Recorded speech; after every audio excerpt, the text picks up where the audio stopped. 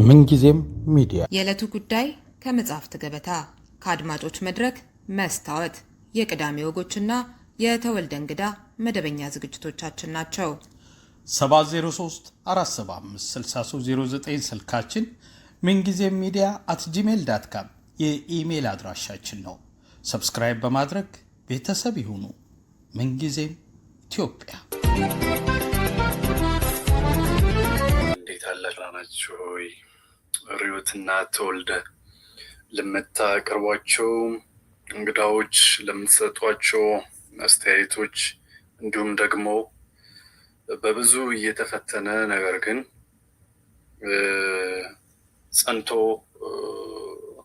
የቆየ ላለው ትጋታችሁና አስተያየታችሁ ይህም ተጠናክሮ መቀጠል ያለበትና ብቸኛና ቅጩ የኢትዮጵያዊነት የአንድነት መፍትሄ ነው ብላችሁ በተለይም ደግሞ ግሎስ ኦቨር ሳታደርጉ ያለ መሸፋፈል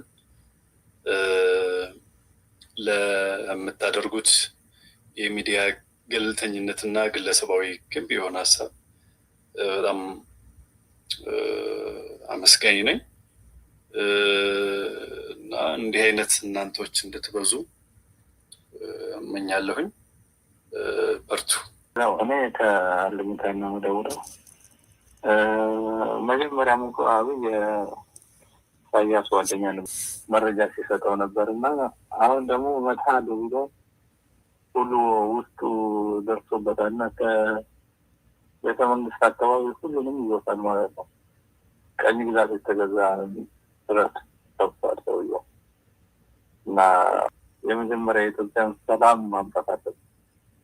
ሁሉም ጥያቄ ካለው እናመሰግናለን።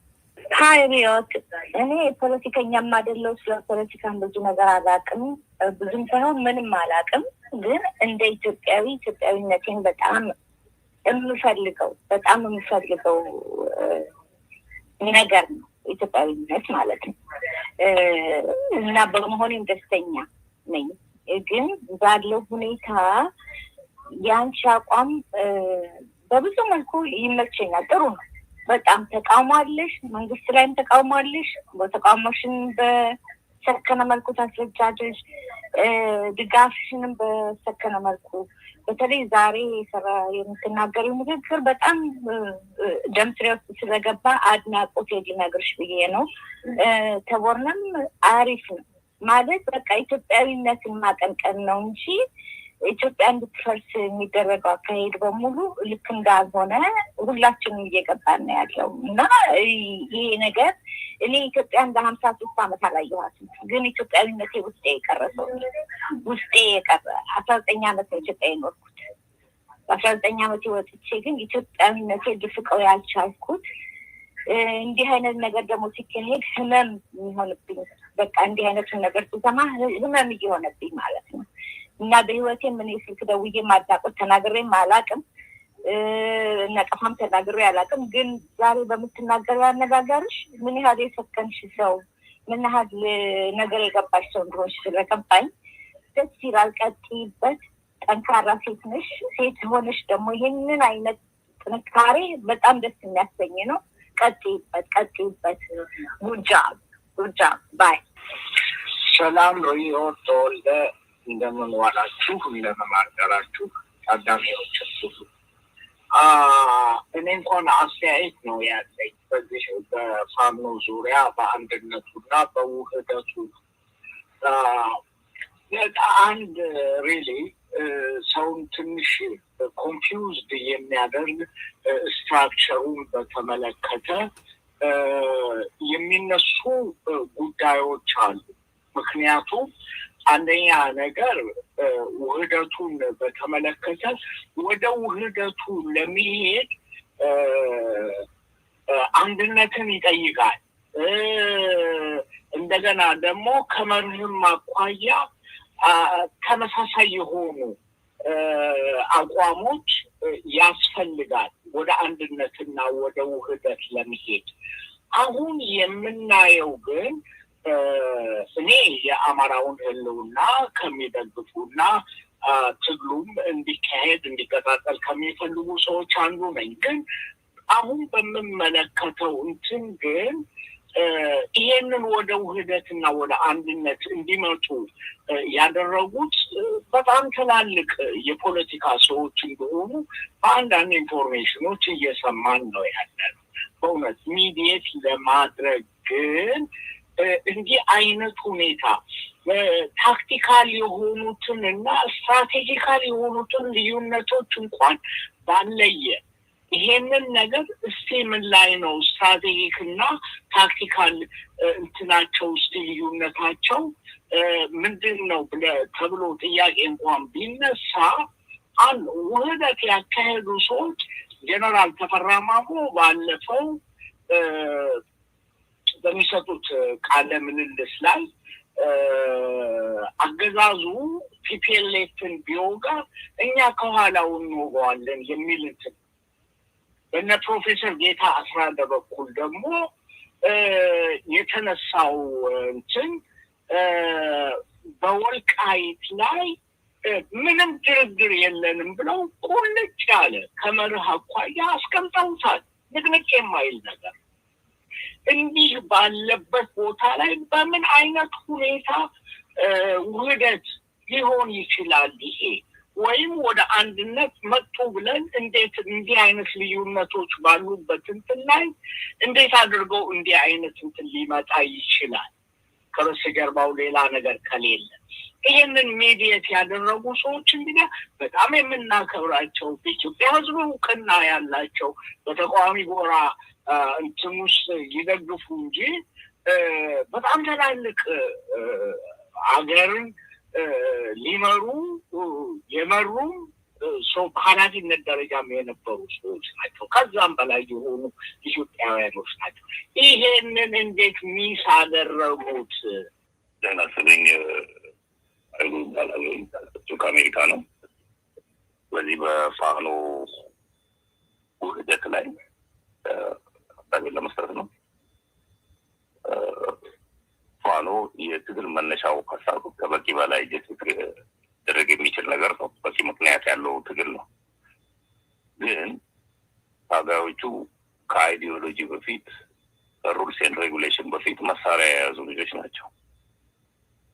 እነኚህ ልጆች በሆነ ተአምር ካልሆነ በስተቀር ሞራል ገቨርን ሊሆናል ይችላል እና ውህደቱ ወይ አንድ ላይ ያጠፋቸዋል ወይ አንድ ላይ ያሳድጋቸዋል። አንድ ላይ ለማደግ አንድ ላይ ታግሎ ሰክሰስፉል ለመሆን ከፍተኛ የሞራል ጥያቄ ይጠይቃል።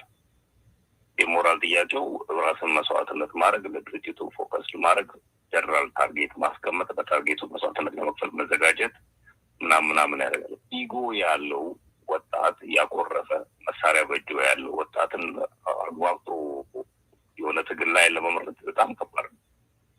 ምክንያቱም መስላቸው ጡንቻቸው ከአእምሯቸው ይበልጣል። ቀድመ ጡንቻ ዴቨሎፕ አድርገህ ወደ ትግል ስትገባ በጡንቻው ነው የምታስበው። ረግል ወርድ ነው የምትሆን እና በህግ ለመተዳደር በጣም ከባድ ነው። ያንን የሚያሸንፍ አይዲዮሎጂ ያለው በአእምሮ የሚጠቀም መሪዎች ያስፈልጓቸዋል። የድርጅት አስተሳሰብ ያስፈልጋል። በተጨማሪ ማህበረሰቡ የሚሰጠው ድጋፍ ጡንቻውን ያመለክታል። በጡንቻ የሚታሰብ እንኳን እነሱ እዚህ ያለነው ሰዎች እንደዛ ነው የምናስበው። እንትና ጥም አለው እንትና አለው እንትኖች እንትናቸው ጎጃሜ እንዲህ ነው ጎንደሬ እንዲህ ነው ምናምን እያል ለአማራ ነው የምታግለው ማለት እንትና። ስለዚህ እየፈጠርን ያለነው ዞሮ የአማራ ጽንፈኛ ከሆነ ያው ኦኤልኤፍ ምናምን ማለት ነው በአማርኛ። ይሄ የአገሪቷን ችግር አይፈታም።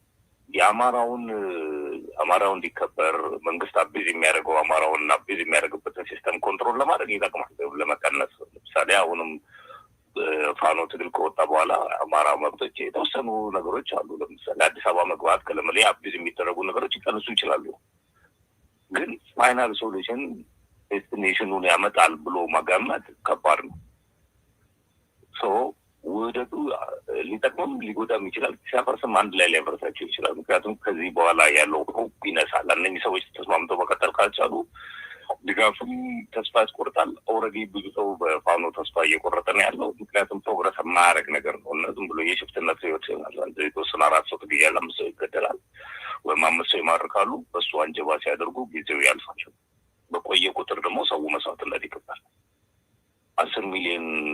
ወጣት ትምህርት አቁሞ ባለበት ክልል ውስጥ ፋኖ የሚያወራው ስለ ትንሽ ነገሮች ነው። ይሄ አይዲዮሎጂ ማጣት ነው። ጀነራል ፕሪንሲፕል ያለው አንድ የሆነ ጎል ኢንቴንሽን ያለው ድርጅት መፍጠር ስላልተቻለ ነው እና ውህደቱ ይጠቅማል ብዬ ይጎዳልን ብሎ ለማሰብ በጣም ከባድ ነው። በአሁን ባለበት ሰዓት ላይ ከውህደቱ የሚበልጠው አይዲዮሎጂ መስራት የሚችል ሰው ነው። ዶክመንት መጻፍ የማይችሉ ሰዎች አካገብተው የሀገር ችግር ይፈታሉ ብሎ ተስፋ ማድረግ ፌር አይደለም። ኦብሴሽኑም መቆም አለበት። ከዚህ በጣም አንዳንድ ሰው ፋንታሳይዝ ሲያደርግ ስቱማች እንትን ያመጣል፣ ፕራይድ ያመጣል በፋኖቹ ላይ እና ሌላ ሰው የሚላቸውን የማይሰሙ ሰዎችን ክሬት ታደርጋለህ።